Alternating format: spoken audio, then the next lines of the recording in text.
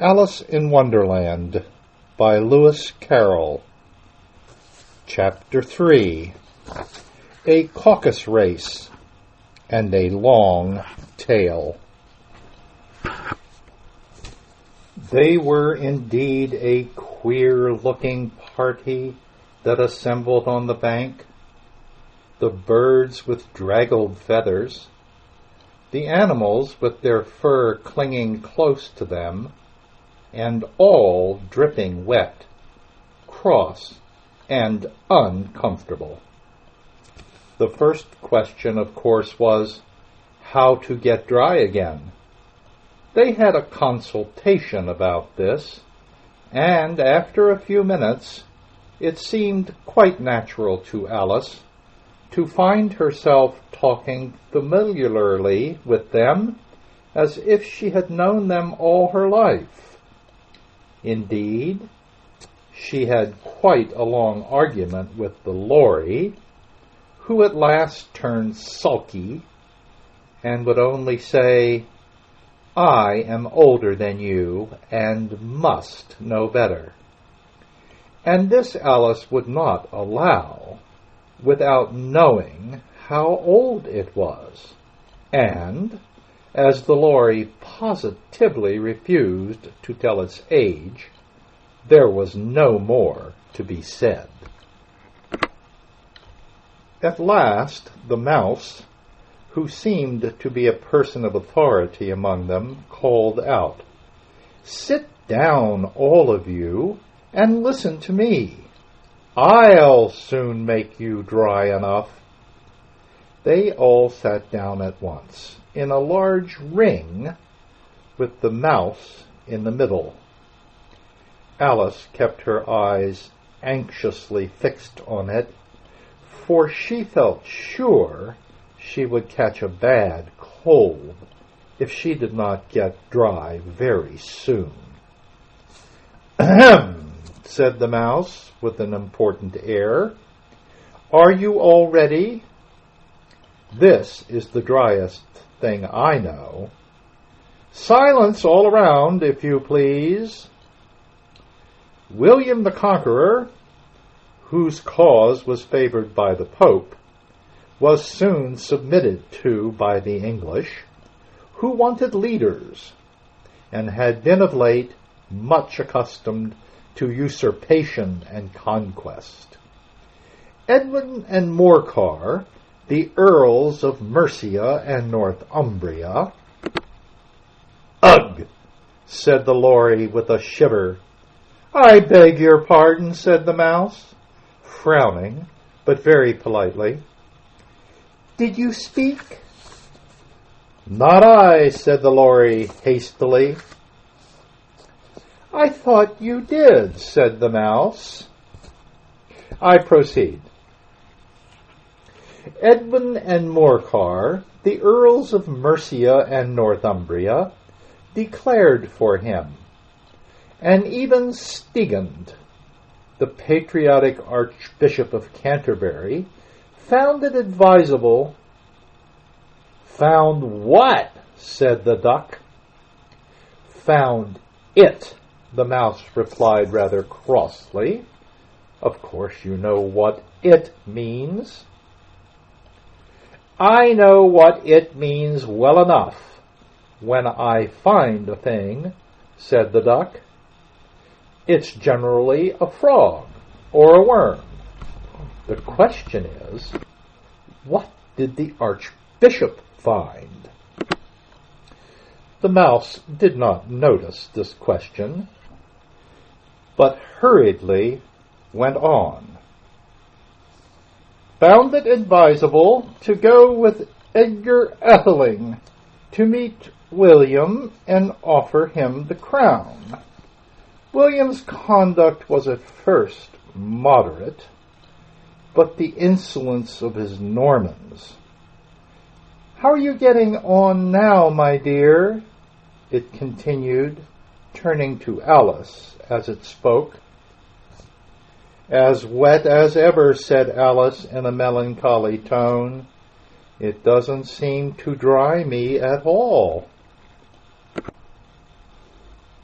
"In that case," said the dodo solemnly, rising to its feet, "I move that the meeting adjourn for the immediate adoption of more energetic remedies." "Speak English," said the eaglet. "I don't know the meaning of half those long words. And, what's more, I don't believe you do either." And the eaglet bent down its head to hide a smile. Some of the other birds tittered audibly. "What I was going to say," said the dodo in an offended tone, "was that the best thing is to get us dry would be a caucus race." "What is a caucus race?" said Alice. Not that she wanted much to know, but the dodo had paused as if it thought that somebody ought to speak, and no one else seemed inclined to say anything. "Why," said the dodo, "the best way to explain it is to do it. And you might like to try the thing yourself some winter day. I will tell you how the dodo managed it. First, it marked out a race course in a sort of circle. The exact shape doesn't matter, it said. And then all the party were placed along the course, here and there.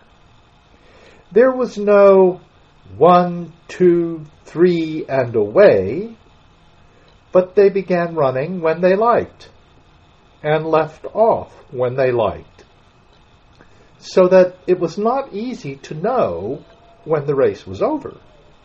However, when they had been running half an hour or so, and were quite dry again, the dodo suddenly called out, "The race is over!"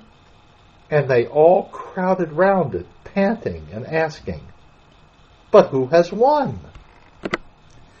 This question the dodo could not answer without a great deal of thought, and it sat for a long time with one finger pressed upon its forehead, the position in which you usually see Shakespeare in the pictures of him, while the rest waited in silence.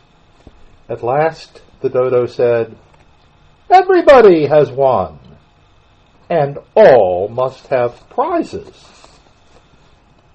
"But who is to give the prizes?" quite a chorus of voices asked. "Why, she, of course," said the dodo, pointing to Alice with one finger, and the whole party at once crowded round her, calling out in a confused way, "Prizes! Prizes!" Alice had no idea what to do, and in despair she put her hand in her pocket and pulled out a box of comfits. Luckily, the salt water had not got into it, and handed them round as prizes. There was exactly one apiece all round. But she must have a prize herself, you know," said the mouse. "Of course," the dodo replied very gravely. "What else have you got in your pocket?" he went on, turning to Alice.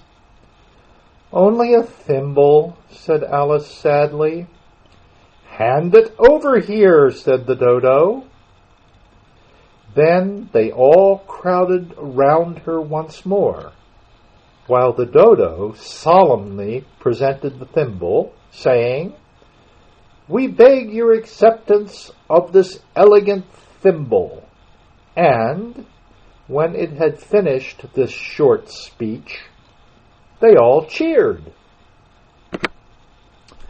Alice thought the whole thing very absurd, but they all looked so grave that she did not dare to laugh, and as she could not think of anything to say, she simply bowed and took the thimble, looking as solemn as she could. The next thing was to eat the comfits. This caused some noise and confusion, as the large birds complained that they could not taste theirs, and the small ones choked and had to be patted on the back. However, it was over at last, and they sat down again in a ring and begged the mouse to tell them something more. "You promised to tell me your history, you know," said Alice, "and why it is you hate C and D," she added in a whisper, half afraid that it would be offended again. "Mine is a long and a sad tale," said the mouse, turning to Alice and sighing. "It is a long tale, certainly," said Alice, looking down with wonder at the mouse's tail.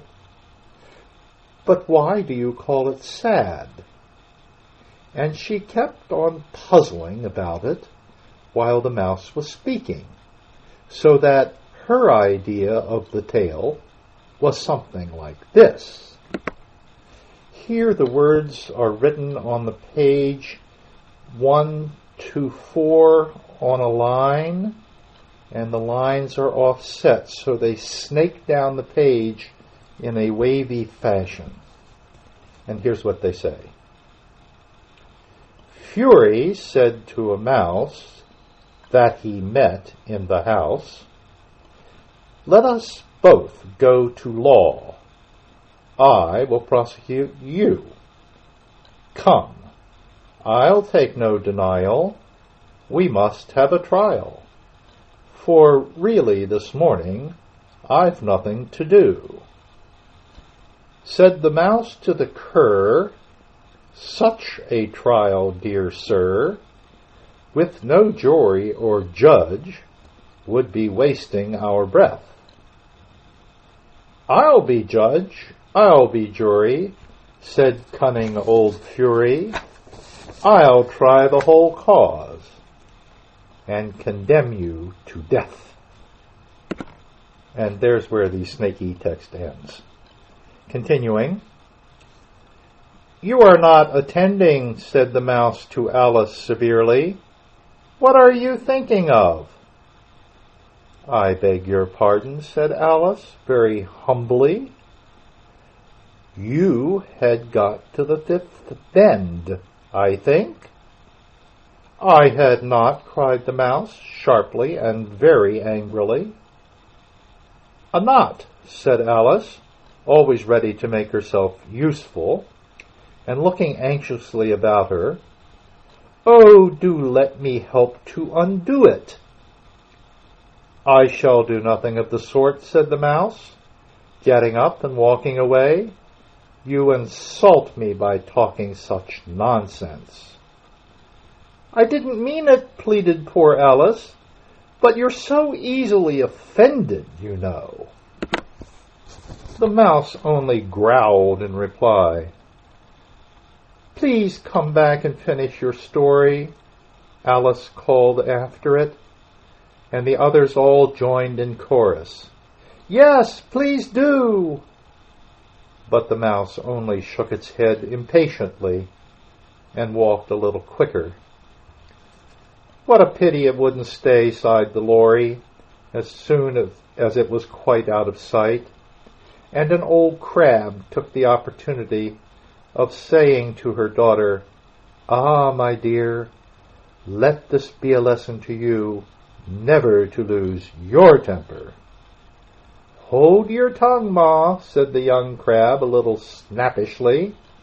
"You're enough to try the patience of an oyster."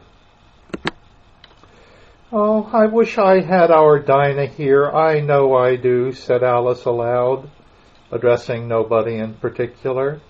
"She'd soon fetch it back." "And who is Dinah, if I might venture to ask the question?" said the Lory.